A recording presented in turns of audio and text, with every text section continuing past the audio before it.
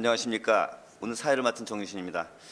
앞서 우리 중소기업 벤처 박용순 벤처혁신 국장님께서 이번 벤처 투자 촉진법 입법 내용과 재정 방향에 대해서 아주 소상하게 말씀을 해주셨습니다. 2018년 1월이었죠? 1월달에 원래 이제 만들었는데 그게 이제 악마는 디테일에 있다고. 사실은 이제 뭐 이렇게 창지법이라든지 벤트법 흩어져 있고 여러 가지 유연성이 좀 부족했던 부분들을 이번에 이제 개정안을 만들면서 업계가 상당히 지금 만족을 하고 계신 것 같아요. 제가 정확하게 모르겠지만 이제 그래서 상당히 이제 기대감을 많이 갖고 있는데 우리 박 국장님은 아까 말씀 좀 계셨지만 지금 실질적으로 한 4, 5년 전부터 계속 이런 쪽에 디테일한 어떤 그런 법안 내용들 다 만드신 거죠, 그렇죠? 그래서 업계에서 되게 지금 환영을 하고 있기 때문에 남다르게 이제 감회가 있지 않으실까 이런 생각을 좀 해봅니다. 좀 소개를 좀 해드리면요, 제 오른쪽 아마 지금 우리 시청하시는 분들 입장에서 볼 때는 왼쪽부터 되겠습니다. 왼쪽 끝에 계신 분이 우리 벤처기업회 안건준 회장님, 그리고 그 다음에 제 또 오른쪽 옆에 한국벤처캐피탈협회의 오세원 부회장님, 그리고 우리 박용수 국장님이시고요. 그다음 한국벤처투자의 이영민 사장님, 그리고 그 옆에 우리 엔젤협회의 고용아 회장님, 그리고 아까 창업기획자, 그리고 이제 영어로는 엑셀러레이터인데 이준배 회장님 이렇게 앉아 계십니다. 뭐 여러 가지 의의가 많이 이번에 법 개정이 여러 가지 의의를 담고 있지만 특히 이제 벤처 캐피탈 투자 쪽에 좀 더 민간 중심으로 가면서 이 벤처 캐피탈을 좀 법을 또 일원화시키고 유연하게, 아까 이제 개별 펀드별로 40% 있던 것 같다가 이제 전체 또 이렇게 40%로 유연하게 해주시고 여러 가지 그런 의미를 담아서 얘기해 주셨는데 우리 또 벤처 캐피탈 협회에 오세훈 부회장님 나와 계시니까 아무래도 이게 지금 벤처 캐피탈 쪽에 좀 더 포커스가 돼 있는 그런 법 개정이니까 한번 좀 평가랄까, 의의랄까, 업계에서는 또 어떤 생각을 좀 하시는지 먼저 좀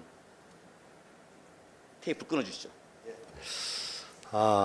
이번에 제정되고 올해 이제 시행되는 벤처 투자 촉진법, 이 촉진법 자체가 벤처 캐피탈 투자 환경에 새로운 영향을 가져올 것으로 전망이 됩니다. 종전까지 우리나라의 벤처 투자 제도는 중소기업 창업지원법, 이게 86년도에 제정됐고, 벤처기업 육성법 97년도에 제정된 이게 법으로 나눠져 갖고 다소 기형적인 형태를 지니고 있습니다. 이게 사실상 동일한 내용인 창업 투자, 벤처 투자 두 개의 법에 각각 규정하게 되어 있어서 업계에서는 사실은 투자를 가로막는 칸막이 규제라는 비판이 끊이지 않았습니다. 재정법은 그동안 벤처 캐피탈 산업을 이끌어온 창업투자회사, LLC 및 개인, 창업투자조합, KBF 등 다양한 형태의 투자 기구들을 지원 관리함에 있어서 산재되어 있던 제도를 일원화하고 체계화하는 데 큰 의미가 있어 보입니다. 이 벤처 투자 촉진법은 4차 산업혁명의 시대에 맞는 스타트업과 혁신 벤처기업에 대한 투자 활성화 및 민간 주도의 창업 생태계 조성 등 벤처 투자 산업과 중소벤처기업 지원을 통해 국민 경제의 균형적 발전을 도모하기 위한 목표를 갖고 단순히 두 개 법을 한 개로 통합하는 게 아니라 벤처 캐피탈 시장의 성숙과 선진화를 위해 규제를 대폭 완화하고 선진 제도를 도입하는 시장 친화적인 관점에서 설계되었다고 보입니다. 벤처 투자법의 개선 내용들을 잠시 말씀드리면, 벤처 투자 조합의 일원화, 투자 유치 기회 확대, 투자 규제, 시장의 규제 완화, 이런 쪽으로 개정되어 있다고 볼 것을 보입니다. 투자 조합의 일원화 쪽에서 보면은 그동안 창업 투자 조합과 KVF로 이원화되었던 벤처조합을 통합 일원화해서 벤처 투자조합으로 하여 체계적인 지원과 관리가 가능하게 되었고, 투자 유치 기회 확대에 대해서는 제한 업종을 대폭 완화, 그동안에 그 투자 금지 업종을 열거하는 방식에서 사실은 사행성 미풍양식을 제한한 금지 네거티브 방식으로 완화시켰고, 초기업 투자에 적합한 조건부 지분 인수 방식, 즉 세이프를 도입하는 게 큰 일이라고 생각됩니다.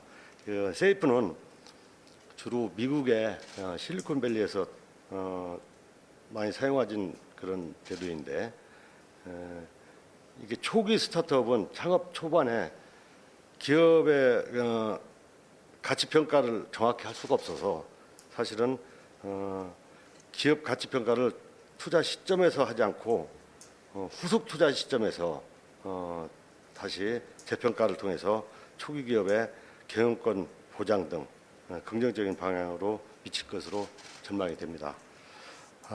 투자 규제 완화 쪽에서는 투자 의무 비율의 유연한 적용, 그러니까 즉 그동안에 개별 재원별로 이제 투자 의무 비율이 있었는데 이것을 총 자산 비율로 바꾼다든가 그 적용을 통해서 펀드 운영 자율성을 강화시켰고, 또 일정 자격 요건을 갖춘 엑셀러레이터의 벤처 펀드, 그동안에 엑셀러레이터는 개인 투자조합만 결성이 가능했었는데 결성을 허용하는 등 많은 그 제도가 좀 활성화되어 있고요.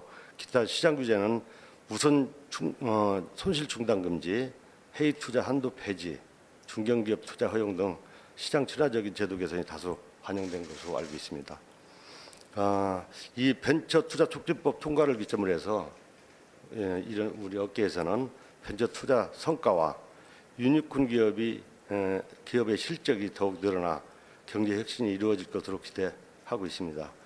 재정법은 벤처 투자 제도를 체계적으로 정립하고 벤처 캐피탈을 독립적 산업으로 인식하는 중요한 계기가 될 것이며, 벤처 투자 확대를 통한 벤처 성장은 향후에 지속적으로 새로운 국가 성장의 핵심 동력으로 될 것으로 평가가 됩니다. 특히 벤처 투자 시장은 코로나19 쇼크에도 불구하고 4차 산업혁명 업종하고 비대면 업종의 지속적인 확대가 일어났습니다. 즉 4차 산업혁명 업종에 대해서는 17년도에 한 8천억 정도의 33%가 투자된 반면에 19년도에는 1조 7천억 정도에서 40% 정도가 투자되었고, 비대면 업종 투자 쪽에서 보면은 그 스마트 헬스케어, 스마트 비즈 금융이라든가 물류 유통용의 전년도 1월 1분기 이상의 38% 정도가 투자된 게 올해 43% 이상 투자되는 그런 효과를 본 바 있습니다. 이런 법에 전체적으로 이제 제정된 법에 대해서 현장의 목소리를 좀 들어보다 보면은 벤처 투자법 시행을 통해서 민간 자금의 적극적인 시장 참여 등 산업이 지속적으로 확대될 수 있도록 제도적 지원이 필요하다는 의견이 많습니다. 즉 민간 자금 유입을 촉진시켜 민간 부분의 성장이 무엇보다 필요하고, 특히 투자 금액이 원활히 회수될 수 있는 세컨더리 및 M&A 등 중간 회수 시장과 코스닥 거래 시장에 대한 혁신이 좀 필요하다는 인식들이 많습니다. 향후 이 민간 부분의 그 참여도와 시장 선진화를 위해서 기업 주도형 벤처 캐피탈, 즉 CVC의 허용과 민간 자금 참여에 대한 벤처 투자 세제 지원 등 적극적인 활성화 정책이 필요하며, 특히 이번 법 제정을 통해서 관련 제도들이 성공적으로 정착되고 이를 통해 우리나라가 벤처 투자 강국으로 도약되기를 기대하고 있습니다. 예, 감사합니다. 사회자의 가장 중요한 그 품목 중에 하나가 시간 체크인데, 제가 그거를 좀 소홀히 한 것 같아요. 근데 약간 디테일하게 그 내용도 얘기해 주시고, 그러니까 이제 벤처 캐피탈 입장이죠. 얘기해 주시고 또 그 효과도 아주 조목조목 짚어주셔서 너무 감사한데, 마지막 말미에 그 그 업계 저는 업계에서 굉장히 지금 쌍수 들고 환영할 줄 알았더니 약간 또 컨선이 있으신가 봐요. 그러니까 지금 좀 민간 자금을 좀 더 좀 끌어와야 되는데 그게 좀 컨선이 좀 있다는 느낌이 약간 있고 뭐 회수 얘기도 좀 하셨고 좀 그런 느낌이 있습니다. 이건 나중에 또 우리 할 수 없이 아주 디테일하게 얘기해 주셨지만 우리 박영수 국장님 한번 나중에 또 한번 답변 좀 주시면 좋을 것 같고요. 지금 그 저도 모태펀드에 좀 있었지만은 그 벤처캐피탈 협회에 지금 저 회원사가 몇 개 정도? 150개. 아, 제가 있을 때보다 회원자입니다.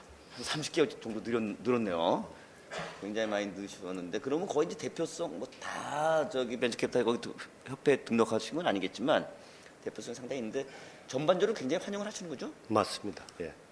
근데 좀 뭐 회수 투자 회수의 선순환일까 뭐 또 자금을 갖다 이렇게 좀 우리 이제 GP가 저 또 자금을 갖다 이렇게 모아서 100%또 만들어서 결성을 해야 되는데 그게 좀 조금 좀 아직도 좀 필요한 게 더 있으다. 뭐 그런 느낌이 좀 있어요. 어쨌거나 벤처 캐피탈은 뭐 이전에는 이제 벤처 캐피탈 그러면 우리 이제 창업 투자 회사만 얘기를 했는데 참 그 사이에 이제 생태계 투자 생태계도 많이 변화가 있고 풍부해져서 이제 엔젤 그 투자자 또 그 창업 기획자 엑셀러레이터죠. 뭐 이렇게 다양한 게 이렇게 왔어요. 근데 이제 가끔가다 그런 얘기 하잖아요. 뭐 올챙이 시절 없는 개구리 없다고. 그러니까 사실 처음에 뭐 창업해가지고 이렇게 기업이 크지 못하면 뭐 그 다음에 이제 커지면서 뭐 엑셀러레이터 VC가 이렇게 투자하고 또 키우는 그런 기회 자체도 없잖아요, 그죠? 그래서 그 정말 막 창업되거나 이제 막 그 아이디어로 해서 뭐 출발하는 예비 창업자 이런 대상이 되는 투자자 입장에서 볼 때는 이제 엔젤 투자자라고 할 수 있는데 우리 고영아 우리 엔젤스 협회장님 그 뭐 전체적으로 굉장히 이제 뭐 좋은 그런 제도들이 마련됐긴 했는데 좀 그런 각도에서 뭐 과거에 또 뭐 제가 있을 때 보면은 회장님 뭐 전문 엔젤도 많이 얘기하시고 엔젤 10만 양정설도 얘기하시고 그러셨던 기억이 나는데 좀 그 평가 내지는 의미를 좀 부여하시고 필요하신 게 있으시면 말씀 주시죠. 정부가 많은 노력을 해서 그 제도 개선을 지금 하고 있는데 대단히 고무적입니다. 그런데 이제 조금 저는 아쉬움이 있어서 말씀드립니다. 지금 뭐 전 세계적으로 혁신은 다 미국이 주도하고 있거든요. 뭐 잘 아시겠지만은 그 주도하는 이유가 뭐냐면 미국의 그 벤처 투자 자금이 그렇게 많기 때문에 미국이 전 세계를 혁신을 주도하고 있습니다. 그러니까 지금 현재 미국 시총의 57%가 스타트업 출신들입니다. 일자리도 38%를 스타트업 출신들이 이뤄내고 있고 연구개발도 한 80%를 스타트업 출신들이 이뤄내고 있거든요. 그러니까 그만큼 스타트업들이 미국에서 잘 성장하고 있다는 거고요. 미국의 그 지금 투자 금액을 보면은 1년에 한 170조 정도, 그러니까 미국 GDP의 한 0.7% 정도가 그 투자가 되고 있습니다. 근데 이제 그러면 우리나라를 비교하면 우리나라가 지금 한 5조 정도, 이렇게 뭐 다 통합해가지고 한 5조 정도 투자가 이루어진다고 하면은 우리는 한 2.5% 정도.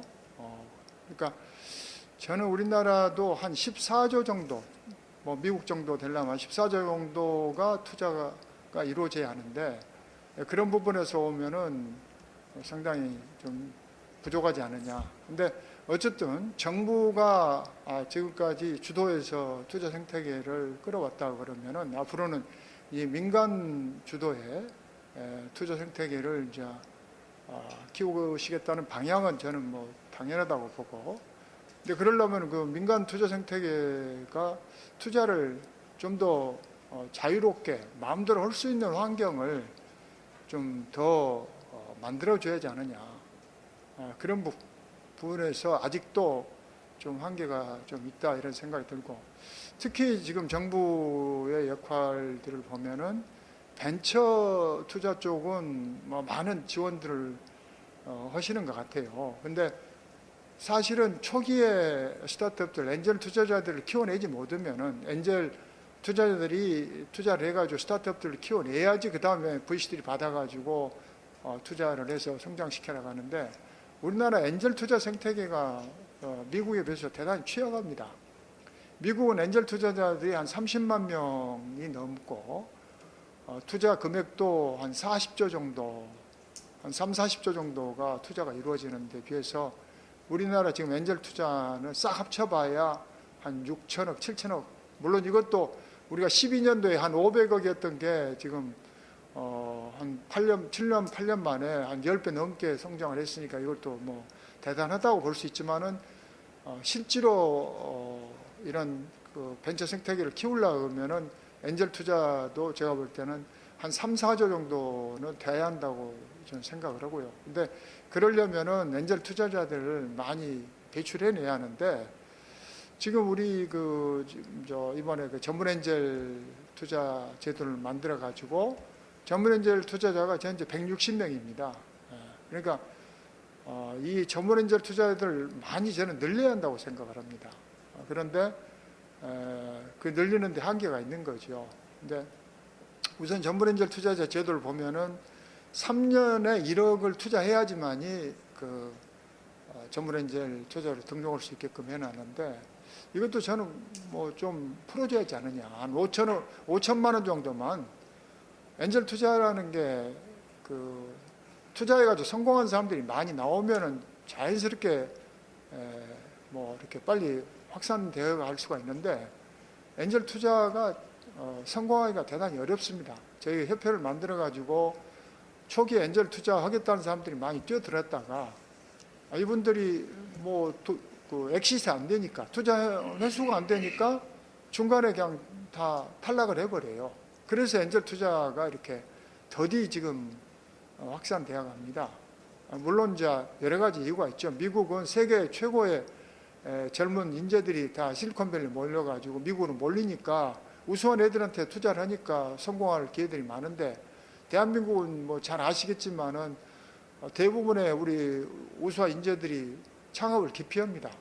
부모들도 창업 반대하고 뭐 스탠포드 같은 경우는 보통 한 20, 30%가 창업을 하는데 우리 뭐 대학 그 서울대 같은 경우 2%도 창업을 안 하거든요. 그러니까 그 엔젤 투자자들이 좋은 기업을 투자를 해가지고 엑시트하는 경우들이 흔치 않기 때문에 엔젤 투자자 늘리기가 어려운 점이 있습니다. 그런 면에서 저는 전문 엔젤 투자자의 진입 장벽도 좀 더 낮춰야 한다고 생각을 해서 한 5천만 원 정도로 했으면 좋겠고요. 그 다음에 지금 우리 그 초기 스타트업 띄우는 부분에서 팁스가 아주 큰 역할을 하고 있는데 팁스가 1년에 소화하는 그 기업 수가 300개밖에 안 됩니다. 지금 우리나라의 기술 기업을 우리가 키워내야 하는 게 저는 한 2,000개 정도는 키워내야 한다고 생각합니다. 1년에. 이스라엘이 지금 인구 800만밖에 안 되는데 1년에 한 700개, 800개를 키워냅니다. 이 기술 벤처를. 근데 현재 우리나라가 이스라엘 수준을 못 따라가고 있거든요. 그러니까 기술 벤처를 한 1,000개, 2,000개 키워내려면은 팁스도 키워야 하지만은 이 전문 엔젤 투자자들을 많이 육성을 해가지고 미니 팁스 형태로 이렇게 가야 하는데 그러려면은 전문 엔젤 투자자가 한 5천만 원 투자해주면은 R&D를 한 2억 정도 R&D를 해주는 이것도 초기에 있었는데 지금 이 제도가 없어졌습니다. 그래서 이것도 좀 고민해 보시면 좋을 것 같고요. 또 하나는 엔젤 투자자들이 이제 리딩으로 해가지고 개인 투자 조합을 결성을 하는데 거기에 법인 투자자들이 참여하는 것을 지금 제한해 놨거든요. 근데 그것도 저는 왜 그런 것을 제한해 놓을 필요가 있는가? 아까 우리 박 부장님 말씀에 뭐 벤처 투자 조합도 창업 기획자 뭐 이렇게 비클들을 따로 해가지고 거기에 뭐 벤처 그러니까 법인들이 하려면 벤처 투자 조합이나 뭐 창업 기획자 이렇게 가라 그러는데 개인 투자 조합도 뭐 얼마든지 법인들을 받을 수 있게 해주면은 훨씬 더 투자 재원이 많아지지 않을까. 지금 그 벤처 기업 협회에 지금 우리나라 성공한 벤처인들이 많이 있는데 이분들이 다 주식으로 가지고 있지 현금이 없거든요. 그러니까 투자하기 어렵습니다. 근데 만약에 법인에서 투자를 허용을 해주면은 그러면 제가 볼 때 민간 투자가 많이 활성화되지 않을까. 우리가 지금 CVC에 대한 기대를 거는 것과 마찬가지입니다. 그래서 그런 부분에서도 좀 고민이 있으셨으면 좋겠습니다. 예, 저는 여기서 마치겠습니다. 예, 고영하 이사님 감사합니다. 그러니까 어떻게 보면 이제 CVC 우리 VC 쪽에 벤처캐피탈 쪽에는 이제 CVC가 또 뭐 얘기들이 있긴 하지만 굉장히 또 이제 중요한 하나의 그 뭐 돌파구 내지는 활성화시키는 하는 모멘텀 비클이 될 수 있는데 마찬가지로 초기 단계에서는 전문 엔젤 이런 부분들이 또 그런 게 될 수 있다 이런 말씀을 주셨고요. 저는 뭐 상당 부분 공감을 합니다. 나중에 또 한번 말씀을 드리도록 하고요. 우리 국장님이 뭐 또 이것저것 말씀 주실 게 많을 것 같아요.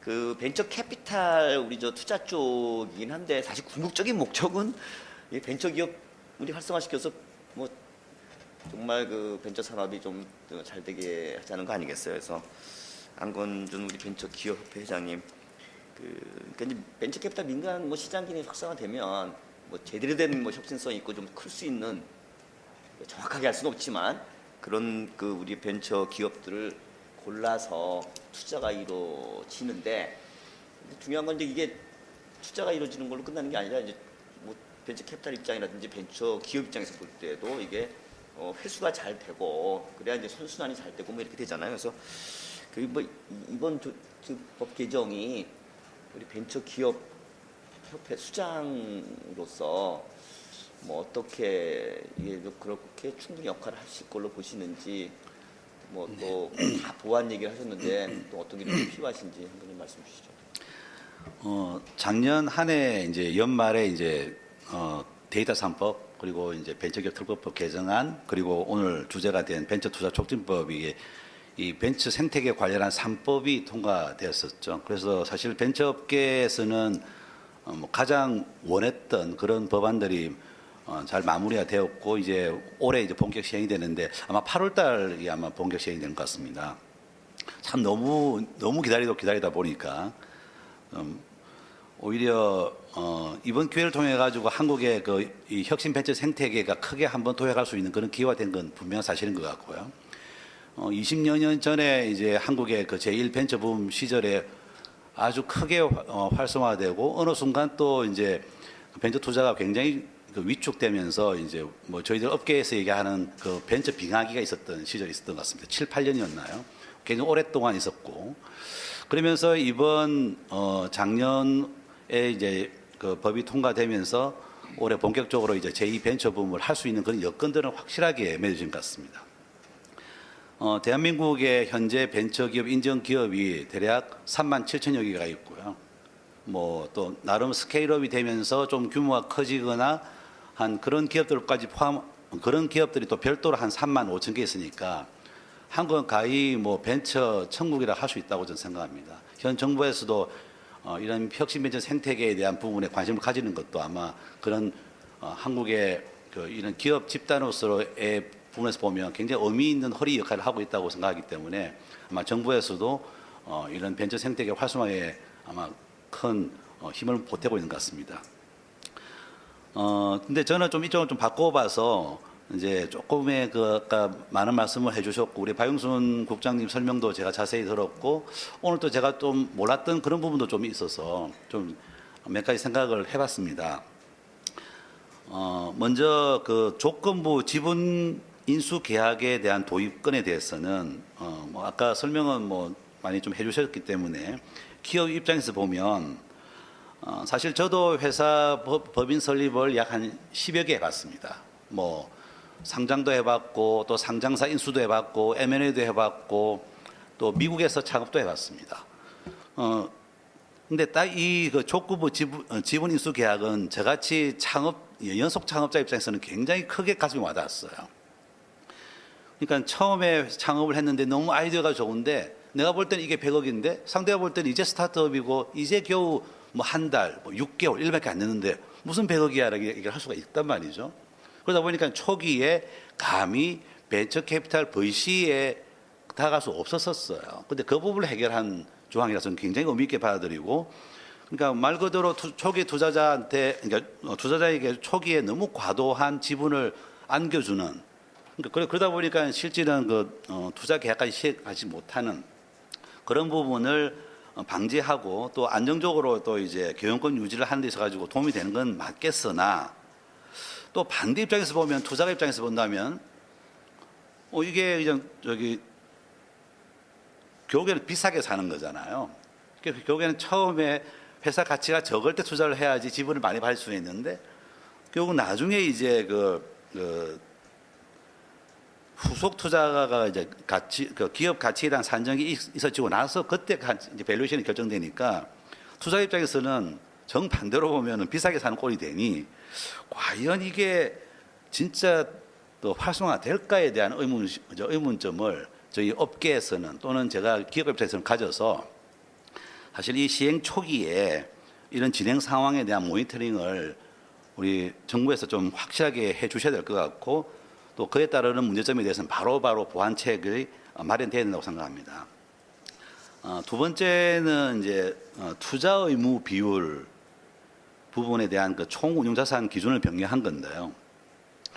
사실 뭐 이게 자본금하고 개별 펀드별로 각각 40%를 갖다가 이제 창업이나 벤처기업에 투자하는 법을 이제 합쳐서 자본금과 운용적인 모든 펀드를 합쳐가지고 40% 하다 보니 그 투자의 유연성이나 뭐 전략적 포트폴리오 구성은 굉장히 되는 것은 확실해 보입니다.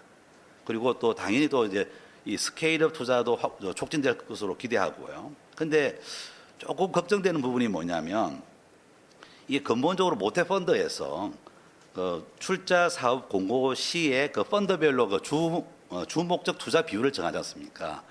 이 부분을 완화하지 않고 한다면 정말 실효성이 있을까? 그래서 이 부분에서는 우리 이제 한국벤처투자나 또 중소벤처기업부에서 한번 고려를 해보심이 어떨까 생각이 들고요. 마지막 세 번째 그 엑셀레이터에 대한 얘기인데요. 엑셀레이터의 그 벤처투자 조합 결성 허용은 뭐 당연히 업계에서도 굉장히 그 특히 초기 기업 투자에 대한 투자 확대에 대한 기회가 없기 때문에 굉장히 환영할 만합니다. 그래서 저는 특히 그 중에서도 보면은 이제 창업자나 이제 벤처 기업에만 투자가 가능했던 그 우리 개인 투자 조합의 그 투자 의무 비율 완화가 100%에서 50%로 됐는데요. 이런 부분들이 굉장히 좋은 의미에도 있지만 정반대로 생각해 보면 벤처 투자 조합이 벤처 투자 조합으로 결성이 허용되다 보니 이제 또 정작 초기 기업의 투자에 대한 그 어떤 관심이 또는 투자 기회가 감소될 수 있다고 생각도 역으로 생길 수 있거든요. 그래서 이런 부분에 대해서도 업계나 우리 또 이 주간 부처인 그 중소벤처기업부에서 좀 이런 부분도 한번 면밀히 볼 필요가 있다 이런 생각이 듭니다. 마치겠습니다. 감사합니다. 그리고 안건준 회장님은 딴 포럼에서도 좀 뵀지만 워낙 달변이시고 그래서 이거 길어지면 안 되는데 뭐 이런 생각을 했는데 딱 또 적절하게 얘기해 주셔서 감사하고요. 중요한 그 세 가지 포인트를 짚어주셨어요. 그래서 원래는 우리가 아까 얘기할 때는 우리 이준배 엑셀러레이터 회장님한테 여쭤보려고 그랬는데 이부 또 안건준 회장님이 그런 얘기 좀 하셔갖고 좀 방향을 틀어가지고 우리 이영민 전 모태펀드 한국벤처투자사장님 아까 우리 세이프 뭐 그런 얘기도 좀 하셨고 아까 우리 차 마실 때도 좀 그런 얘기가 좀 있었잖아요. 그래서 네. 이게 이제 뭐 실리콘밸리 창업하실 때는 굉장히 좋으셨죠. 근데 이제 굉장히 큰 기업에 대해서 생각이 바뀌신 거 아니에요? 그러니까 그 개인적으로는 그냥 근데 다양한 그 비이크를 갖고 시장에 있는 거 자체는 좋은 거고 굉장히 그러나 그러니까 실효성이 얼마큼 있을까 하는 것은 이제 그 벤처 기업과 투자 입장에서 좀 다를 수는 있는데 창업 초기죠. 아무래도 그 유효성이 있는 게. 그래서 지금 모태펀드가 지금 그 아까 우리 박영수 국장님 말씀하실 때 좀 선님이 좀 약간 그런 걸 하고 계시다 이런 얘기 하셨는데 거기에 대한 그 뭐 취지 그다음에 또 그 뭐 느끼고 계신 생각 뭐 이런 걸 네. 주시고 그다음에 또 아까 뭐 주목적 투자 그러니까 유연하게 이렇게 40%가 전체 이제 펀드 개별 펀드가 아니라 전체가 됐을 때 모태펀드가 좀 그런 거에 대해서 뭐 좀 공고나 이런 낼 때 해야 되는데 그 당연히 뭐 좀 조정을 해주시지 않을까요? 한번 간단하게 해주시죠. 예, 코로나19로 인해서 사실은 굉장히 초기 창업 기업에 대한 투자가 최근 몇 달 동안 많이 줄었습니다. 많이 줄었었고 그 부분에 대해서 특히 이제 엔젤 투자자분들이 투자할 만한 정도의 회사들이 고살 위기에 있었기 때문에 저희 한국벤처투자와 또 중소벤처기업부가 상의를 해서 저희들 입장에서는 일종의 이제 긴급 자금 수혈하는 형태로 직접 투자를 현재 시행을 하고 있습니다. 대략 한 1,000억 원 정도를 지금 아직 세이프가 법이 시행되지 않은 상태이기 때문에 저희들이 이제 세미 세이프 형태로 해서 기업 가치를 3단계 정도로 정하고 어플라이를 받아서 저희들이 정부 창업 지원 사업을 받은 기업을 대상으로 이제 그 금액만큼 1대1 매칭을 심사하여 진행하고 있습니다. 법적으로는 세이프 그건 아니고 아직. 예, 세이프는 아니고 이제 세이프의 이제 세미 버전이라고 보시면 되고, 근데 이제 세이프가 통과하게 되면 실제로 이제 미국 같은 경우는 엔젤 분들이 투자를 하실 때 혹은 엑셀러레이터리 투자할 때 이 세이프나 컨버터블 노트를 많이 씁니다. 쓰는데 이제 국내에서 안 회장님 말씀하신 것처럼 투자를 받는 쪽 입장에서는 좋은데 투자하는 쪽에서 과연 좋아할까 하는 문제가 이제 생길 수는 있습니다. 그런데 이 세이프를 주로 이제 사용하는 투자자가 어떤 주체냐, 그리고 어떤 비클을 가지고 사용하느냐에 대해서는 약간 구분을 해야 될 것 같아요. 그래서 기본적으로 세이프는 기업 가치에 대한 판단을 내리기가 어려운 개인 투자자분들, 엔젤 투자자분들이 주로 쓰십니다. 그렇기 때문에 예를 들어 우리가 소위 말하는 기관 투자자들, 벤처 캐피탈 같은 경우는 세이프를 쓰지 않죠. 또 쓰면 안 되고. 그러니까 실리콘밸리가 좀 그렇게 그렇죠. 마켓 프랙티스가 돼 있다는 거죠. 왜냐하면 벤처 캐피탈이 자기들이 기업 가치를 정확히 모르니까 다음 투자자가 정하는 걸로 하자 그러면 벤처 캐피탈 할 가치가 없는 거죠, 그죠? 그래서 초기 투자자들 개인이나 엑셀러레이터 중에서도 조금 더 마이너 엑셀러레이터들이 아마 쓰실 거고 펀드의 그 비클 형태로 봐서는 벤처 투자 조합보다는 개인 투자 조합들 이런 쪽에서 아마 많이 쓰실 겁니다. 그런데 실제 제가 이제 현장에서 저도 예전에 학교 있을 때 그 엔젤 투자 조합의 멤버로서 가입을 한 적이 있습니다. 적은 금액을 내고. 근데 그때 이제 모여서 이렇게 협상을 진행하는 걸 옆에서 보면 가치에 대해서 사실은 너무 많은 시간과 노력을 소모를 해요. 그러다 보니까 이게 정작 투자가 결정이 안 되고, 근데 그분들도 사실은 가치는 나중에 기관 투자자가 들어올 때 정했으면 좋겠다 하는 의견을 많이 가지고 계십니다. 근데 그전에는 이제 그런 제도 자체가 없었죠.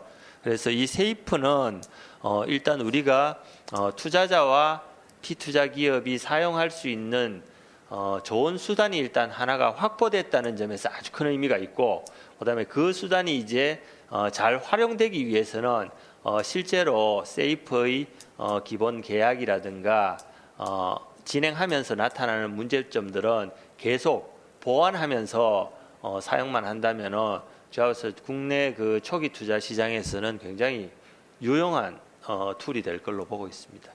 주목적 투자는 뭐 아직 뭐 비율 뭐 이런 것도 많아 뭐 아까 얘기. 뭐 그거는 사실은 뭐 저보다는 우리 중기부 박 국장님이 네. 하셔야 될 말씀이지만 주목적 투자는 모텍 펀드가 아닌 경우는 사실은 아까 말씀하신 것처럼 총량지에서 어떤 형태로 써도 됩니다. 그런데 모텍 펀드는 정부의 예산을 투입한 펀드이기 때문에 기본적으로 이제 정책 목적을 가진 펀드죠. 그렇기 때문에 여기서는 아마 주목적 투자를 과감하게 낮추기는 어려울 겁니다. 다만 저희 모텍 펀드가 들어가지 않은 순수한 민간 자본이 들어온 벤처 캐피탈 펀드들도 꽤 있습니다. 그러니까 이런 부분은 굉장히 자기들의 그 수익성 추구라든가 혹은 특정 목적에 사용하기가 쉬울 거고 저희들은 아무래도 그 부분에 대해서는 조금 더 보수적으로 봐야 되지 않을까 싶습니다. 저기 조건부 지분 인수 계약을 만약에 벤처 캐피탈이나 이런 벤처 투자 조합의 형태가 주가 안 되면 사실은 이 제도의 어떤 취지가 굉장히 퇴색될 것 같아요. 그래서 저는 대표님께서 그런 부분에서는 중소벤처기업하고 좀 상의를 하시더라도 벤처 캐피탈 부분이 이쪽 벤처 캐피탈 포함한 그런 벤처 투자 조합은 또 물론 엑셀레이터 쪽에도 할 수 있으니까 그런 벤처 투자 조합에서 그런 이런 조건부 지분 인수 계약이라고 하는 이런 제도가 좀 초기에 활성화되는 것은 업계에서는 굉장히 바람직하다고는 생각이 들기 때문에 그런 부분에서 좀 더 관심 가지는 게 좋아 보이겠습니다. 네, 지금 뭐 알겠습니다. 국장님 뭐 법이나 시행령에서 그게 뭐 디테일하게 뭐 그렇게 하지는 않은 거죠. 그죠? 나중에 한번 좀 먼저 말씀 그 주시죠. 세이프만 좀 말씀을 드리면은 사실은 그 모든 제도가 그렇지만은 저희 처음 도입하고서는 어떤 기대 효과를 갖고 이제 긍정적인 기대 효과를 갖고 도입을 하지 않습니까? 근데 시장에서 이게 그 기대 효과가 달리 활용되거나 아니면은 제대로 활용이 못 되는 그런 경우가 있을 수 있고요, 상식적으로. 그러면 그 부분에 대해서는 저희가 그 면밀하게 그 생태계를 좀 보면서 부족한 거는 보완을 해나가야 될 부분인데, 기본적으로 세이프를 누가 활용하고 어느 기업에 투자할 거냐, 이거는 사실 시장에서 결정할 문제라고 생각을 합니다. 정부는 제도를 열어놓고 이거를 활용할 수 있게끔 제도만 도입하는 거고, 결국은 투자 받는 기업, 투자하는 사람 이해관계가 맞아야 이 세이프를 활용하지 않을까 싶거든요. 결국 시장이 선택할 문제다라고 생각을 합니다. 예.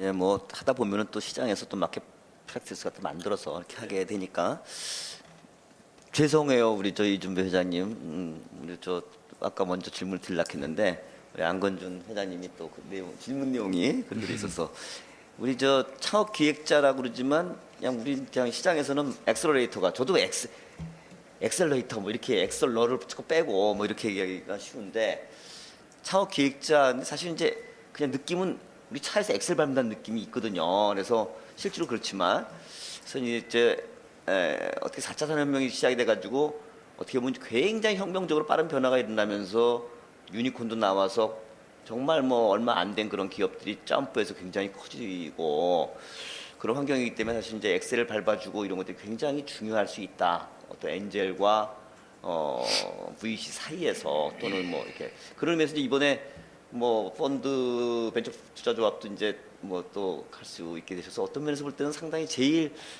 뭐 좋으신 거 수혜를 아닌가? 많이 받은 거. 네, 뭐 그런 네, 한번 좀 좀 얘기를 좀 해주시고 다들 좀 그 또 뭐 개선 뭐 이런 보완 부분도 얘기해 주셨으니까 네. 좀 그 시간을 지켜주시면서 예, 이 시간을 지키려니까 뭐 더벨 얘기부터 좀 해야 될 것 같은데요. 다음에 좀 엑셀러레이터만 따로 한번 불러주세요. 예, 제가 드릴 말씀이 많습니다. 앞서서 뭐 우리 벤처 생태계에 정말 보석 같은 우리 선배님들 다 한 말씀 다 해주셔서 제가 뭐 딱히 드릴 말씀이 있겠나 싶습니다만은 엑셀러레이터라고 하는 전반적인 내용들을 좀 전제로 해서 몇 가지 말씀을 좀 드리겠습니다. 우선은 이제 세이프 투자는 저희가 작년에 했어요. 예, 법 시행 이전에 우리 박영선 장관님 모시고 세이프 1호 투자를 작년에 했습니다. 약간 이제 내용적으로 들여다보면 이거는 뭐 투자자 입장보다는 전적으로 스타트업 입장에서 하는 투자입니다. 좀 더 투자의 의사결정을 빨리 해서 적기에 투자를 할 수 있도록 하는 게 가장 중요하고요. 더더군다나 그 안에는 그럼에도 불구하고 기업 가치를 전혀 분석하지 않는다, 이런 거는 전혀 아닙니다. 그 안에는 기본적으로 디스카운트 캡과 그리고 저희들이 이제 밸류에이션 캡을 정해놓고 투자를 하는 거기 때문에 그냥 뭐 이렇게 깜깜이로 투자하고 그냥 막 딱 던져놓고 하는 건 아니라고 좀 그거는 좀 제가 확인을 좀 해드리면서 다음 이야기를 좀 진행을 하도록 하겠습니다. 그래서 세이프는 어떠한 주체가 많이 한다라는 개념보다도 기업 가치 분석이 어려우니까 그냥 해야 된다, 이런 개념보다도 창업자에게, 스타트업에게 좀 더 프렌들리한 그런 투자 방식이다, 이렇게 생각하시면 되고요. 미국의 세이프 투자는 이 법에 이렇게 규정되어 있지가 않습니다. 이거는 얼리 스테이지에서 투자하는 자들이 서로가 의사결정, 아까 박 국장님 말씀한 대로 시장에서 서로 의사결정을 통해서 좀 더 빨리 서로에게 관계를 맺는 데 쓰는 좋은 제도라고 이렇게 생각하면 될 것 같고요. 벤촉법이 통과되기 이전에 중소기업 창업 지원법 19조에 이제 엑셀러레이터법이 17년도에 이제 저희들이 입법이 됐습니다. 내용을 들여다보면 초기, 그러니까 예비 창업자나 3년 이내 초기 창업자의 차를 발굴, 투자, 보육을 통해서 그 스타트업의 가치를 가속화시킨다는 가속화의 의미가 있습니다. 그러다 보니까 이제 엑셀러레이터는 말을 좀 저희들이 편하게 쓰고 있는 거고요. 또 반면에 이제 창업 기획자라고 하는 의미가 사실 우리 K-팝이라든 K 브랜드에 대해서 되게 전 세계가 열광하듯이 스타를 하나 키우는 거하고 같은 그런 프로세스가 거의 좀 같은 유사한 프로세스를 갖고 있다 보니까 창업 기획자, 창업 기획사 이렇게 이야기도 하죠. 이번에 이제 벤처법 통과되면서 약간 내용이 바뀌었습니다. 이제 엑셀러레이터가 약간 뒤로 밀리고 이제 우리나라 말로 창업 기획자 이렇게 정리가 돼 있고요. 초기 창업 기업에 대한 전문 보육 그리고 투자를 주된 업으로 하는 자 이렇게 정리가 돼 있습니다. 하지만 이제 법에 있는 내용이 뭐 이렇게 중요하겠습니까? 무엇을 하느냐가 중요한 건데 결국은 그동안 전반적인 창업 생태계 30년 전에 벤처 캐피탈이 해왔던 일들 그 중에 조금 더 얼리 스테이지에서 전문성을 갖추고 창업 기업들의 저변을 만들어가는 역할을 이제 엑셀러레이터가 해야 된다라는 것이 엑셀러레이터의 가장 중요한 취지겠죠. 당연히 그렇다고 하면은 어쩌면 벤처 캐피탈의 역할도 좀 더 이제 변화가 필요하고 또 벤처 캐피탈의 가장 중요한 펀드를 또 함께 만들어주고 했던 그 모태의 성격도 이제는 좀 더 변화가 반드시 필요하다라는 생각이 저는 듭니다. 그래서 아까 앞서 고영하 회장님께서 말씀했지만은 어떤 풍선 효과처럼 어디 거를 갖다가 더 많이 하고 덜하고의 문제가 아니라 좀 더 파이를 키워서 저변을 확대하는 모태의 성격상 엄마 같은 그런 어떤 투자 자원들을 더 많이 만들어주는 것이 그 저변을 만드는 데 가장 중요한 어떤 마중물 역할을 할 것 같고요. 그것들이 모여서 결국 시장의 평가에 의해서 소위 얘기하는 수익률과 회수율로 평가를 받아야 되는 VC의 영역이 더 확고해지고 또 역량이 더 강화되면서 경쟁력이 생기는 게 아닐까 저는 그렇게 생각을 합니다. 그래서 이번 벤처 투자 촉진법이 갖는 의미는 사실은 생태계 전반적인 부분을 가지고 아마 벤처법이 만들어진 걸로 이해하면 충분할 거라 저는 개인적으로 생각을 하고요. 다만 생태계 내 이해관계자들이 갖는 부분들은 약간 다르다. 그래서 어떤 부분은 좀 부족할 수 있고 어떤 부분은 좀 더 넘칠 수가 있는데 결국은 그것은 정부가 아니라 민간이 소위 얘기하는 시장이 평가하고 시장이 만들어갈 부분들이기 때문에 분명히 그 여백은 오히려 부족한 게 아니라 앞으로 해야 될 일에 대한 아마 충분한 동기가 되지 않을까 저는 개인적으로 그렇게 생각을 하고요. 창업 기획자는 크게 네 가지로 이렇게 자기 역할을 가지고 있습니다. 그러니까 역할을 해야 됩니다. 첫 번째는 이제 발굴의 역할이고요. 두 번째는 이제 투자의 역할, 그리고 세 번째는 보육의 역할, 그리고 마지막에 똑같이 투자자들의 돈을 가지고 펀딩을 하는 거기 때문에 회수의 역할. 이렇게 네 가지의 관점에서 자기 역할을 해야 되거든요. 그러다 보니까 엑셀러레이터의 전문성뿐만 아니라 살아남는 문제, 생계의 문제도 아주 매우 심각한 것은 사실입니다. 자연스럽게 벤처로 성공하신 분들이 자기 자원과 더불어서 자기의 경험을 가지고 엑셀러레이터를 하는 경우가 많거든요. 그렇기는 하지만 그럼에도 불구하고 엑셀러레이터가 산업화가 돼야 되는 문제는 다른 문제라는 겁니다. 결국은 엑셀러레이터도 투자로서 성공하는 케이스를 자꾸 만들어내고 그렇게 만든 스타트업이 벤처 캐피탈 시장에서 정말로 그 어떤 평가를 받아내는 그런 어떤 과정들이 좀 필요한데 아직까지 그런 것들을 하기에는 엑셀러레이터가 많이 부족하고 그런 역할을 수행해서 그런 결과를 좋은 석세스 스토리를 시장에 보여주기에는 좀 역부족이다라는 게 사실 지금 저희가 갖고 있는 입장입니다. 특히 이제 올해가 벤처법 엑셀러레이터 법이 이제 3년이 돼서 올 2020년이 빠르면 개인 투자 조합을 통해서 투자한 기업들의 회수가 돌아오는 해입니다. 결국은 여기에서 제대로 된 회수를 보여주지 못하면 과연 엑셀러레이터에 대한 평가가 어떻게 될까 상당히 큰 걱정과 우려가 있고요.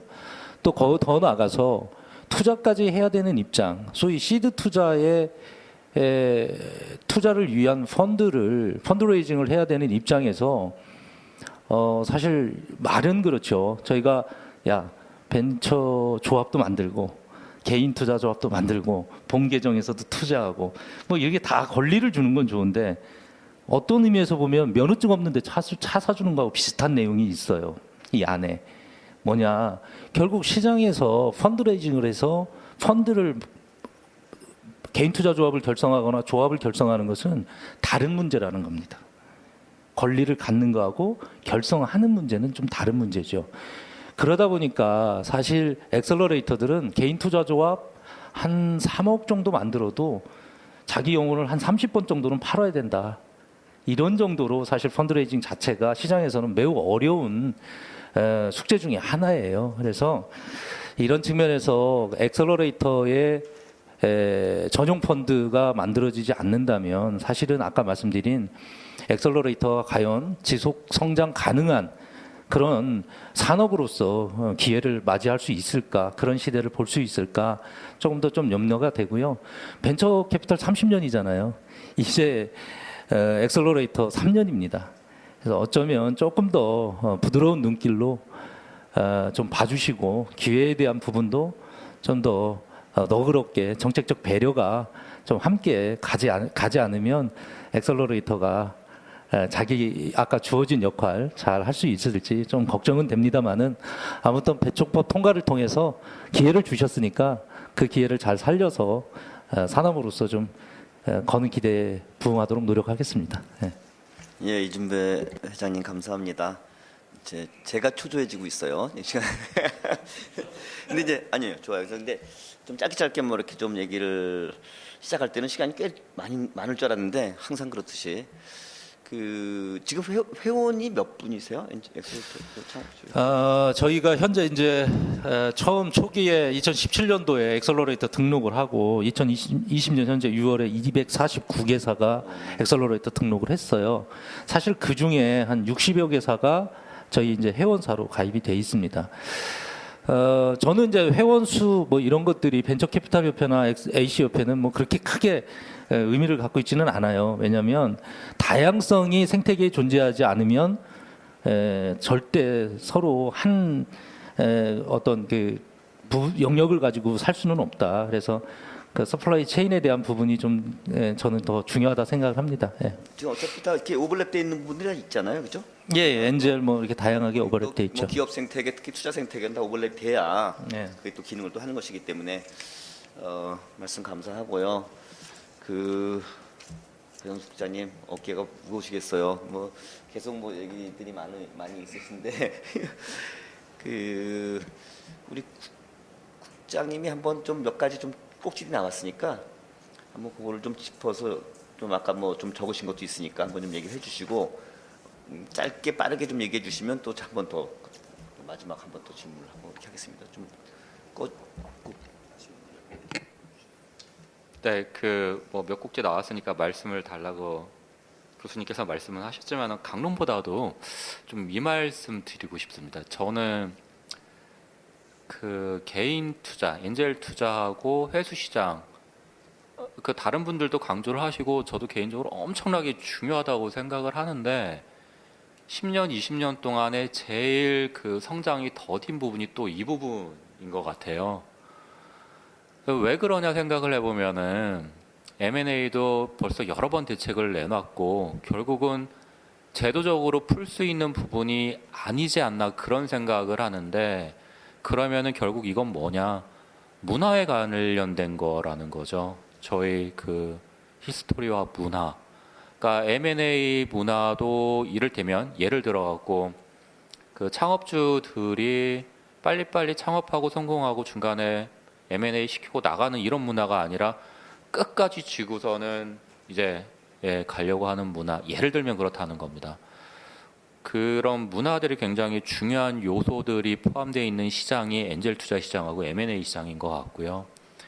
그 다음에 엔젤 투자 관련해서는 고영호 회장님 말씀하신 부분들 저희 다 같이 고민하는 부분인데 요거를 좀 말씀드리고 싶어요. 예를 들어 갖고 벤처 투자 시장 전체를 봤을 때 요거랑 비교를 해보면은 엔젤 투자가 제일 활성화되어 있던 데가 2000년 초반하고 2018년입니다. 2018년을 해석을 해보면은 이때 소득공제 비율을 그러니까 한도를 100% 소득공제해 주는 거를 1,500만 원에서 3,000만 원으로 올렸던 해가 요때고, 요 영향으로 엔젤 투자가 활성화됐다라고 저희가 세제 당국을 설득을 합니다. 그러니까 계속 엔젤 투자에 대한 소득공제는 늘려야 된다. 그런데 2018년도에는요, 벤처 투자 시장도 갑자기 커질 때였습니다. 말씀드리고 싶은 거는 벤처 투자 시장이 커지지 않는데 엔젤 투자 시장만 커질 수 있느냐? 이거 아니거든요. 벤처 투자 시장이 같이 커질 때 이러한 시장 분위기 흐름을 타고 개인 투자자들도 같이 들어온다고 생각을 합니다. 그래서 개인 투자, 엔젤 투자에 관한 문제는 제도적으로 보완하고 풀어가야 될 과제들도 있지만은 문화도 중요하고 벤처 투자 시장이 커질 때 같이 성장해야 된다. 예, 그런 말씀을 좀 드리고 싶고요. 그 다음에 지금 이준배 회장님도 계시고 안건준 회장님도 계시지만은 이 두 분 공통점은 선배 기업이 투자를 하신다라는 거거든요. 안건준 회장님도 많이 투자를 하고 계신 걸로 알고 있고, 저는 지금 기관 투자자들뿐만이 아니라 엔젤 투자 입장에서도 그렇고 많은 성공하신 선배 기업인 분들이 멘토로서, 그다음에 재무적 투자자로서 또는 SI 전략적 투자자로서 많이 들어와야 된다고 생각을 합니다. 그리고 이런 그 선배님들이 어제 행사에는 이제 무신사 같은 경우가 창투사 등록을 했고요. 이런 성공한 그 선배님들, 멘토 역할을 하실 수 있는 분들이 시장에 많이 유입되면 유입될수록 저희 시장은 진짜로 건전화되고 성장하는데 많은 도움이 될 거라고 생각을 합니다. 그다음에 그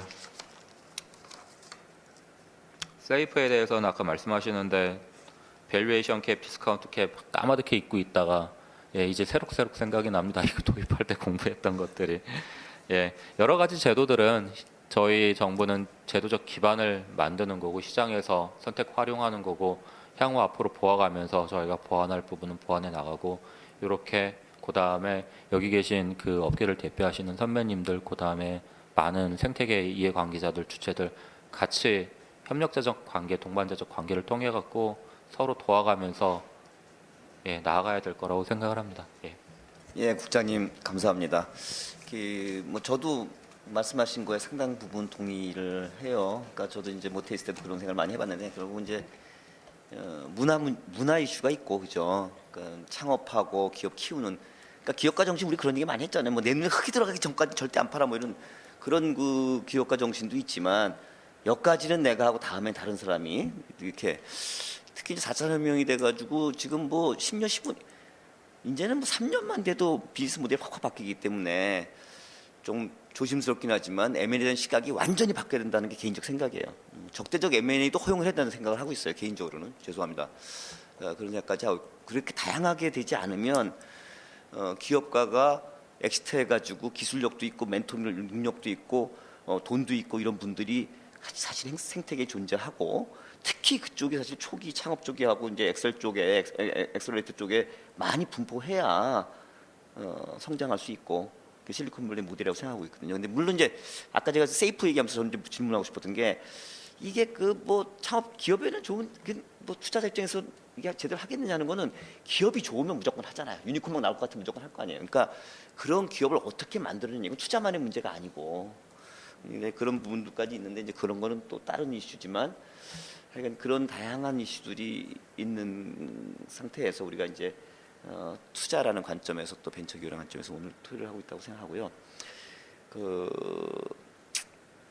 참 아쉽네요. 시간이 지금 뭐 이렇게 많이 있을 줄 알았더니, 그래서 무슨으로 뭐 짧게 좀 아까 이제 이런 게 좀 필요하다는 말씀 주셨지만, 좀 이거는 아까 좀 생각 못했는데 이건 정말 꼭 우리 저 벤처 산업 육성을 위해서 또 시장 기능을 통해 갖고 이게 좀 제대로 좀 자리 잡기 위해서 제2, 제3의 벤처 붐 갖다 만들기 위해서 필요한 거다라는 거를 좀 한 말씀을 주셨으면 좋겠는데, 고영하 회장님 먼저 한번 좀 말씀 주시겠어요?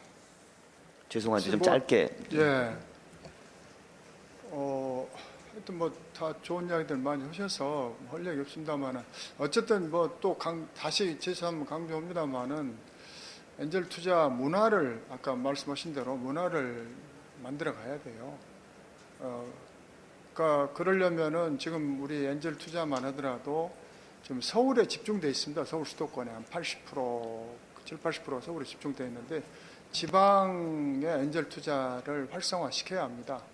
그러려면은 말씀하신 대로 그런 문화를 만들어 가야 돼요. 그래서 지방의 엔젤 투자자들을 육성을 하고 엔젤 투자자들이 스스로 자기들끼리 네트워크를 만들고 그래서 지역에 있는 좋은 젊은이들 키워내서 투자해주고 이제 그러려면은 지금 우리나라는 그 엔젤 투자 문화가 제대로 형성이 안 되어 있거든요. 특히 지역에 있는 뭐 자산가들이 엔젤 투자가 뭔지도 잘 모르고 엔젤 투자해서 자기한테 어떤 프라핏이 올 것인지에 대해서 전혀 모르고 있는 분들이 많으니까 그런 분들을 계몽을 해가지고 그분들이 이제 알게 되면은 지금같이 저금리 시대에 어디 투자할 때도 별로 없거든요. 그러니까 신규 투자처를 찾으면서 엔젤 투자라는 게 아주 좋은 대안이 될 수 있겠구나 이런 생각들을 많이 갖게 되시면은 그러면 저는 지방에서도 얼마든지 엔젤 투자가 활성화될 수 있고 또 지역이 요즘에 지방의 소멸이라고 이야기합니다. 지역이 소멸되어 가고 있습니다. 다 수도권은 몰리니까 지역 경제를 활성화하기 위해서도 이 엔젤 투자자들을 육성하는 게 국가의 발전을 위해서도 저는 아주 중요한 일이라고 생각합니다. 그런 부분에서 사실은 우리 중기 벤처부에서는 예산을 만들어 가지고 그 지역 엔젤 투자 네트워크를 만들려고 그러는데 번번이 지금 기재부가 반대를 해가지고 지금 그것을 확보를 못해서 진행이 안 되고 있거든요. 그래서 저는 올해라도 그런 부분이 어떻게 해서든 좀 진행이 됐으면 하는 바람입니다. 예산은 항상 민감합니다. 근데 지금 저희가 지금 또 이렇게 코로나 때문에 뭐 웨비나도 요새 많이 생기고 그러잖아요. 근데 저는 지금 말씀 주셨으니까 지방 확산 이런 거를 꼭 뭐 가서 할 수도 있지만 이렇게 웨비나 형태 또는 웹포럼 같은 걸 통해 가지고 투자자 이렇게 연결해 가지고 기업 있고 이렇게 하는 것도 좋지 않을까 생각하고요. 우리 안건준 회장님 짧게 한 말씀. 우리 아까 우리 박영수 국장님께서 2017년도에 그 추경 통해 가지고 우리 모태펀드 확충할 때 저 벤처협회에서도 밤을 새서 이제 여야를 막론하고 항의와 간절한 호소를 통해 가지고 그것도 나름의 역할을 했다고 생각하는데 사실 지금도 보면은 이제 뭐 펀드 사이즈가 워낙 커지고 전체적인 벤처 생태계 내에 포함되어 있는 투자에 대한 사이즈가 커지면서 모든 부분에서 이제 가는 방향은 명확한데 항상 보면 당리당략이나 여야와 또 정치적인 논리에 의해서 이런 부분이 뒤로 후퇴되고 이런 부분부터 없어져야겠다 생각을 꼭 하고 싶고요. 이런 부분에서는 이번 포럼을 통해 가지고도 확실한 저 메시지를 전달해야 된다고 저는 생각합니다. 벤처 생태계는 이제 다양성이 있는 거죠. 거의 20년이 넘었기 때문에 아주 초기 단계의 스타트업 벤처 레벨도 있고 또 이제 어느 정도 성장한 스케일업 레벨의 벤처 기업도 있고 또 이제 유니콘 레벨 또는 더 넘어서 이제 데카콘까지 올라간 벤처도 있습니다. 대표적인 케이스가 이제 셀트리온이겠죠. 기업 가치가 30조, 계열사 합치면은 40조. 그리고 네이버가 또 한 거의 뭐 20-30조에 뭐 카카오 20조 넘는다고 해서 거의 이거는 뭐 데카콘보다 훨씬 더 넘어간 그런 벤처 기업입니다. 뭐 저희 회원사이기도 하고요. 그래서 이런 다양한 벤처 생태계가 이제 존재를 하는데 결국에는 아무리 좋은 기술과 좋은 아이디어가 있다 하더라도 시장에 돈이 없으면 안 되니 결국엔 벤처 투자 활성화를 하려면 뭐 저희들 입장에서 보면 이제 일반 지주회사들의 그 CVC 이 코퍼레이티드 벤처 캐피탈이라고 하는 이런 CVC 보유 허용이나 또는 뭐 금융기관들에 대한 특히 그 민간 투자자에 대한 그 세제 혜택이나 인센티브를 제공하는 것은 뭐 굉장히 업계에서는 바람직한 그 평가고요. 관여할 만한 얘기입니다. 문제는 아무런 이런 다양한 방안이 있다고 하더라도 실질적으로 이제 그 벤처 투자 자체가 활성화가 안 되는 게 문제고 그러려면은 가장 완벽한 게 결국은 회수 문제잖아요. 회수 문제만 되면 뭐든지 선순환은 될 겁니다.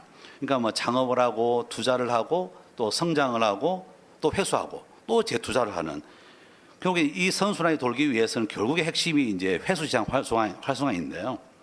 그 2019년도에 그 금액 기준으로 우리가 우리나라를 보니까 그 IPO 시장이 36.7% 그리고 이제 구주판다고 그러죠. 세컨더리 시장이 44.3%. 이 두 개 합쳐가지고 거의 80% 넘으니까 결국에는 M&A 시장이 활성화돼야 되는데 뭐 겨우 0.5%밖에 안 되는 뭐 이런 그 회수 시장에 대한 그 불균형 문제가 가장 커서 결국에는 여러 이제 방안도 중요하지만 결국에는 이제 이런 회수 시장에 대한 그런 관심 또 뭐 연구 고민 또 이런 토론을 통해 가지고 다양한 아이디어를 집결해보는 이런 과정이 꼭 필요해 보이고 아마 그게 아마 핵심이지 않을까 말씀드리고 싶습니다. 예, 회장님 감사합니다. 결국 이제 회수 비클의 다양화, 그죠? 특히 M&A. 미국은 8대2잖아요, 그죠? 9대1인가? 뭐 이렇게 우리가 반대인데 M&A를 갖다 그냥 정례적으로 계속 교육하고 홍보하고 계속 이렇게 하면 어때요? 그냥 한 번씩 하지 말고 그냥 문화가 바뀔 때까지 우리나라. 우리 저 이준배 회장님 짧게 지금 시간이 넘었어요. 예, 네. 죄송합니다. 예, 되게 힘드시죠 사회 보시기가. 아니에요, 즐겁습니다. 우선은 아까 박용순 국장님 말씀대로 그 엔젤이라고 하는 그 소위 얼리 스테이지의 투자는 어떤 문화와 가깝다. 정말 공감되는 얘기입니다. 근데 우리가 자주 이렇게 상대적 비교를 하는 미국이나 이스라엘에 대한 사례들이 결국은 같다라고 저는 생각을 해요. 미국은 문화도 문화지만 사실 가장 중요한 건 그들은 소위 얘기하는 기회 시장을 갖고 있다는 겁니다. 이게 시장의 규모가 우리하고는 전혀 다르다는 거예요. 우리나라는 벌룬 마켓이라고 하는 풍선 시장을 가지고 있어서 누군가가 돈을 많이 벌면 누군가가 그 돈만큼 없어지는 시장의 기회가 사실은 미국하고 비교할 수 없는 규모죠. 그러다 보니까 엔젤부터 벤처 생태계 전반적으로 선순환이 되는 구조가 전혀 다릅니다. 예를 들어서 데스밸리 구간을 3년, 그 위에 뭐 다윤의 바다가 몇 년 이렇게 정해져 있는 그 미국식 생태계 내의 어떤 기준들이 한국에 넘어오면 전혀 달라지죠. 그런 생태계가 적용이 되지를 않습니다. 3년 안에 시장 나가서 뭘 평가를 받는다? 정말 불가능한 일이라고 저는 생각을 하고요. 다만 이스라엘이 성공할 수 있는 창업 국가가 될 수 있었던 건 뭐 93년도에 요주마 펀드를 만들고 이런 것보다도 더 중요한 게 저는 그 앞서서 게다프 포 이스라엘을 떠나라 라는 것에 대한 아젠다가 사실 창업 국가가 된 가장 큰 이유라고 생각을 합니다. 받아줄 수 있는 데가 있어야 되거든요. 그러니까 우리나라 창업 기업들이 시장에 나가야 된다. 결국 미국이나 중국 가야 되는데 미국, 중국 가서 누가 받아주냐는 거예요. 그 허벌판에 가서. 결국은 게다프 포 코리아, 한국을 위해서 창업자가 시장에 나갈 수 있는 기회를 만들기 위해서는 누군가가 가서 그 거점의 역할을 해야 되는데 그게 저는 VC가 돼야 된다. 엑셀러레이터가 돼야 된다. 이런 생각을 갖고 있고요. 엑셀러레이터를 비단 가속을 기준으로 해서 말씀들을 하지만 전체 캐피탈 시장을 VC라고 하면 모험 펀드 시장을 VC라고 하면 VC 안에 시장의 평가를 전문적으로 해서 자본 차익으로 돈을 버는 구조는 리스크 캐피탈리스트가 하는 거고요. 엑셀러레이터의 기본적 원칙은 액시던트 캐피탈리스트라는 겁니다. 예. 전혀 예측 불가능한 시장에서 예측 가능한 시장으로 넘겨주는 작업을 해야 되는 게 그 엑셀러레이터들의 역할이기 때문에 엑셀러레이터의 전문성, 전문화 이런 부분에 대해서 좀 더 정책적으로 정부의 관심과 노력을 좀 부탁을 좀 드리겠습니다. 앞쪽에는 150% 찬성, 뒤는 한 80% 찬성인데, 하여간 그 너무 큰 주제여서 사실 시장의 문제죠. 어떻게 이제 이렇게 뭐 플랫폼 경제 시대 때 시간 공간 제약 없이 전세가 연결되어 있는 때 이걸 어떻게 할 거냐는 거는 또 다른 굉장히 큰 주제인데 다 공감하실 거라고 생각하고 있고요. 우리 저 이현민 사장님, 예, 다들 조금씩 뭐 1분 그래도 한 3분씩 얘기해 주셔서 제가 자르지 못했고 디테일한 거는 뭐 다들 말씀 잘하셨으니까 제가 여기 보니까 오늘 포럼 제목이 벤처캐피탈 뉴노멀과 벤처 투자 촉진법 시행 아닙니까? 실제로 벤처 투자 촉진법이 시행된 건 엔젤 엑셀러레이터, 뭐 창투사 신기사를 포함한 모든 벤처캐피탈 업계에서는 엄청난 사건입니다. 그동안 벤처캐피탈은 중소기업 창업 지원법, 벤처기업 육성을 위한 특별법을 위한 도구였어요. 도구로서 이런 각법에 명시만 됐었지 벤처 투자 자체가 하나의 산업으로 된 건 이번 법을 통해서 사실은 처음입니다. 그렇지만 이것도 장기적으로 제가 봤을 때 정말 우리나라 벤처 시장이 좋아지고 투자가 활성화되면은 이 벤처 투자 촉진법이 없어져야 돼요. 폐기가 되는 시점이 되면 정말 좋습니다. 이렇게 제가 이제 모태펀드를 운영하면서 중기부와 이야기를 하다 보면 벤처투자 촉진법에 대해서 여러 가지 이게 규제 사항이 있잖아요. 이런 부분을 굉장히 줄이려고 노력을 많이 합니다. 그럼에도 불구하고 벤처 투자자에 대한 세제 혜택을 포함한 여러 가지 혜택을 주기 때문에 사실은 이런 규제가 동시에 들어가는 거고, 또 그걸 위해서 계속 이제 시장을 키우려는 정부의 노력이 지금은 필요한 시점인 거죠. 모태펀드를 만들고 어떤 형태의 지원을 하는 거는 그 시점이 필요한 거고, 정말 우리 투자자들이 투자 시장을 키우고 잘하고 기업들도 성장하게 된다면 정말 이런 투자 촉진법이 쓸모가 없어서 폐기되는 그날이 저는 빨리 오기를 기대합니다. 우리 이영민 사장님은 역시 그 민간에 계시다가 하셔가지고 학교도 계셔서 말씀이 좀 좋으세요.